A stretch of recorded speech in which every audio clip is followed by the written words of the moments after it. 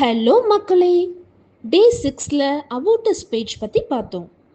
இன்னைக்கு டே 7 of canvas பற்றி பார்க்க போகிறோம். இதுவும் ஒரு யூஐ பேட்டர்ன் தான்.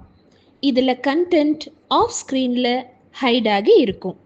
ஏதாவது ஒரு ஆக்ஷன் ட்ரிகர் ஆகும்போது, அதாவது பட்டன்ஸ் ஆர் ஐக்கானை கிளிக் பண்ணும்போது இது ஸ்லைடின் ஆகும்.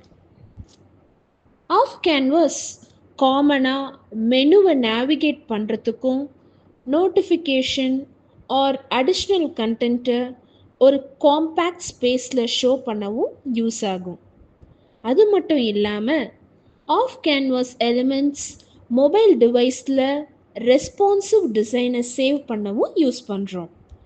இதோட மெயின் பர்பஸ் ஒரு வெப்சைட்டில் இருக்கிற கண்டென்ட் ஆர் நேவிகேஷன் ஆப்ஷனை மெயின் இன்டர்ஃபேஸை கிளட்டர் ஆகாமல் வெப்சைட்டில் அழகாக ஷோ பண்ண இந்த ஆஃப் கேன்வஸை யூஸ் பண்ணுவாங்க.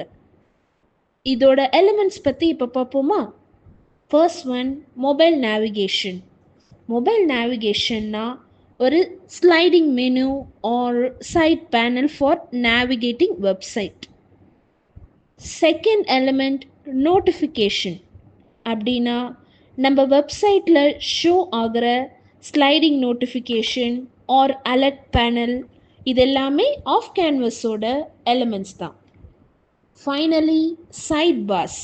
அப்படின்னா ஏதாவது ஒரு அடிஷ்னல் கண்டென்ட்டை ஒரு காம்பேக்ட் ஏரியாவில் ஸ்லைட் இன் ஆர் அவுட் ஆகிறதுக்கு இந்த சைட் பார் யூஸ் ஆகும்.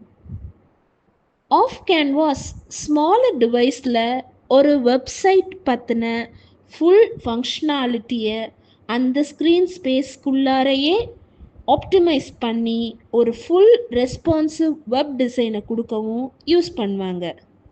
இப்போ ஆஃப் கேன்வாஸ் பற்றி புரிஞ்சிருக்கும்னு நினைக்கிறேன். நெக்ஸ்ட் டே 8 நியூ டாப்பிக்கில் உங்களை சந்திக்கிறோம். பாய்.